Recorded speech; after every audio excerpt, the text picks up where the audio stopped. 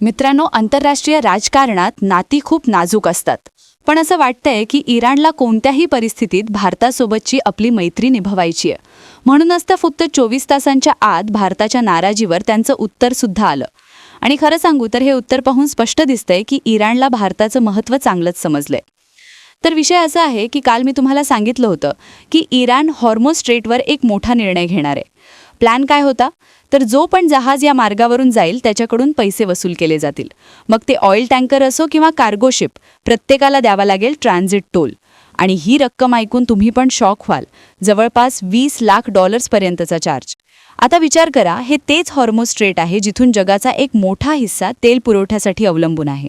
म्हणजेच हा निर्णय फक्त इराणचा नव्हता, तर तो संपूर्ण जगाच्या इकॉनॉमीला हादरवून टाकू शकला असता. पण जशी ही बातमी भारतापर्यंत पोहोचली, भारताने लगेच कडक भूमिका घेतली. सरळ शब्दात इराणला ठणकावून सांगितलं की हॉर्मोझ स्ट्रेटला टोल नाका बनवण्याचा प्रयत्न करू नका, कारण हा रस्ता फक्त इराणचा नाहीये. यावर अनेक देशांचे अधिकार आणि हितसंबंध जोडलेले आहेत. आणि याच पॉइंटवर इराणने लगेच माघार घेतली. यावरून एक गोष्ट क्लिअर आहे की आजच्या जगात भारत फक्त एक देश नाहीये, तर असा एक प्लेयर आहे ज्याच्याशिवाय मोठे निर्णय घेणं सोपं नाहीये. हे संपूर्ण प्रकरण आता अधिकच इंटरेस्टिंग होत चाललंय, कारण ही गोष्ट फक्त एका देशाची नाहीये, तर संपूर्ण जगाची आहे. हॉर्मोझ स्ट्रेट हा काही छोटा मोठा रस्ता नाहीये, हा एक इंटरनॅशनल जलमार्ग आहे. अशा परिस्थितीत जर इराण यावर कंट्रोल मिळवून समुद्री टोल वसूल करू लागला, तर हा विषय फक्त व्यापारापुरता मर्यादित राहणार नाही. यामुळे ग्लोबल टेन्शन वाढू शकतं.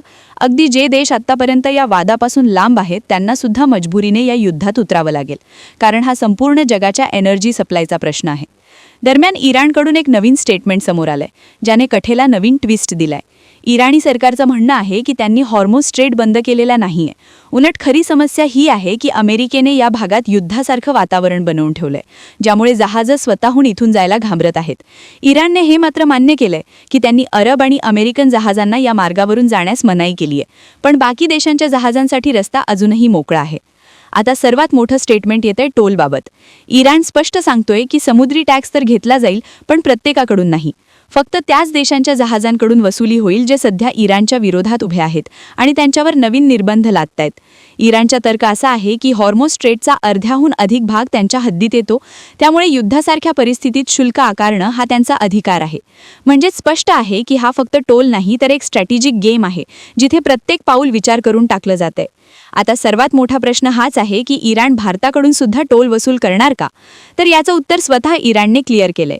भारताबाबत त्यांचं धोरण एकदम वेगळं आहे. इराणने स्पष्ट शब्दात सांगितलंय की भारताच्या कोणत्याही जहाजाकडून ₹1 टॅक्स घेतला गेलेला नाही आणि पुढेही घेतला जाणार नाही. खरं तर वेस्टर्न मीडियामध्ये सतत बातम्या चालवल्या जात होत्या की इराण भारतासह सर्व देशांकडून पैसे उकळतोय. इराणने उलट भारताचे आभार मानले आहेत. त्यांनी म्हटलंय की या कठीण काळात भारत त्यांना मेडिकल मदत करतोय. सर्वांना माहीत आहे की इस्रायल भारताचा जुना आणि स्ट्रॉंग मित्र आहे. तरीही भारताने ठेवलेली ही बॅलन्स्ड भूमिका इराणसाठी खूप महत्त्वाची आहे. इराणी परराष्ट्र मंत्रालयाने तर असंही म्हटलंय की भारताने पाश्चात्य मीडियाच्या अफवांना बळी पडू नये. पण सोबतच इराणने हे सुद्धा स्पष्ट केलंय की ते अमेरिका आणि त्यांच्या मित्र देशांना सोडणार नाहीत.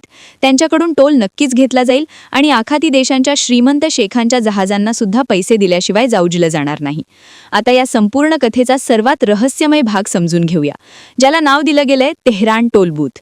ऐकायला थोडं फिल्मी वाटतंय, पण हकीकत त्यापेक्षाही डेंजर आहे. जेव्हा इराणच्या संसदेत टोल घ्यावा की नाही यावर चर्चा सुरू होती, त्याच वेळी समुद्रात काहीतरी वेगळाच खेळ सुरू होता. गुप्तचर अहवाल सांगतायत की काही ठिकाणी गुपचूपपणे जहाजांकडून पैसे घेतले जात होते. मार्च 2026 मध्ये लॉर्ड्स लिस्ट इंटेलिजन्सच्या रिपोर्टने एक मोठा खुलासा केला. सांगितलं गेलं की समुद्रात एक नवीन रूट तयार होतोय, जिथे जहाजं इराणच्या प्रादेशिक पाण्याकडे वळत होती आणि इथेच एंट्री होते IRGCची. रिपोर्ट्सनुसार इथे जहाजांची चौकशी होत होती आणि काही प्रकरणात $5 मिलियन पर्यंतचं शुल्क सुद्धा घेतलं गेलं. पण इथे ट्विस्ट बघा, हे पैसे कोणत्या जहाजांकडून घेतले गेले? भारताच्या की अमेरिकेच्या? तर नाही. खरं तर ज्यांच्याकडून पैसे घेतले गेले ते होते झॉम्बी टँकर्स, म्हणजे असे जहाज जे जुन्या किंवा निवृत्त जहाजांच्या आयडीवर चालतात आणि अनेकदा प्रतिबंधित देशांच्या तेलाचा गुप्त व्यापार करतात. इराणने इथे अशा जहाजांना टार्गेट केलं जे कायदेशीररित्या कमकुवत होते, ज्यांच्या मागे कोणतंही ताकदवान नौदल नव्हतं. म्हणजे जिथे रिस्क कमी तिथे वसुली जास्त. दुसरीकडे यावर इंटरनॅशनल रिॲक्शन सुद्धा कडक आली आहे. 22 पेक्षा जास्त देशांच्या एका मोठ्या युतीने स्पष्ट केलंय की हॉर्मोजमधील हा हस्तक्षेप ग्लोबल सप्लाय चेनसाठी धोका आहे. भारतात सुद्धा कुकिंग गॅसची कमतरता जाणवू लागली होती, कारण आपला 90% LPG पुरवठा याच रूटवर अवलंबून आहे. पण आता भारताने केवळ आपली जहाजं सुरक्षित बाहेर काढली नाहीत, तर या संकटात आपली पोझिशन अधिक मजबूत केली आहे. तर गोष्ट क्लिअर आहे, वरून जरी टेन्शन दिसत असलं तरी आतून एक खूप मोठा गेम खेळला जातोय. इराण भारताला शत्रू नाही, तर एक महत्त्वाचा मित्र मानतोय. मित्रांनो, 23 मार्चची एक खूप मोठी आणि दिलासा देणारी बातमी समोर आली आहे. भारताच्या जबरदस्त कूटनीतीचा परिणाम आता दिसायला लागलाय. आपले परराष्ट्र मंत्री S. जयशंकर यांनी इराणच्या परराष्ट्र मंत्र्यांशी थेट चर्चा केली.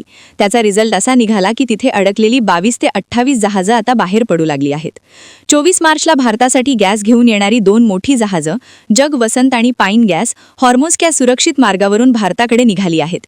यामध्ये 92,612 टन LPG आहे, जो भारताच्या एका दिवसाच्या गरजेइतका आहे. विशेष म्हणजे भारतीय नौदलाच्या 3 युद्धनौका तिथे तैनात होत्या, जेणेकरून आपल्या जहाजांना फुल प्रोटेक्शन मिळेल. सरकारने आता 1,000 करोडचा वॉर रिस्क कव्हर फंड बनवण्याची तयारी सुद्धा सुरू केली आहे. पण या कथेचा एक डरावना पैलू सुद्धा आहे. हॉर्मुझचा रस्ता रोखल्यामुळे सुदान, येमेन आणि अफगाणिस्तानमधील 4 लाख मुलांची औषधं दुबईतच अडकून पडली आहेत. इराणचं हे पाऊल केवळ इकॉनॉमीलाच नाही, तर माणुसकीला सुद्धा संकटात टाकतंय. आता प्रश्न तुम्हाला आहे, तुम्हाला काय वाटतं? ही फक्त रणनीती आहे की काहीतरी मोठं संकट? कमेंटमध्ये नक्की सांगा. आणि जर तुम्हाला आजचे हे विस्तृत विश्लेषण आवडलं असेल तर व्हिडिओला एक लाईक नक्की करा. आणि अशाच पडद्यामागच्या जागतिक घडामोडी सोप्या भाषेत समजून घेण्यासाठी आमच्या चॅनलला सबस्क्राईब करायला विसरू नका. भेटूया पुढच्या व्हिडिओमध्ये. तोपर्यंत पाहत रहा ॲब्सोल्यूट भारत. जय हिंद.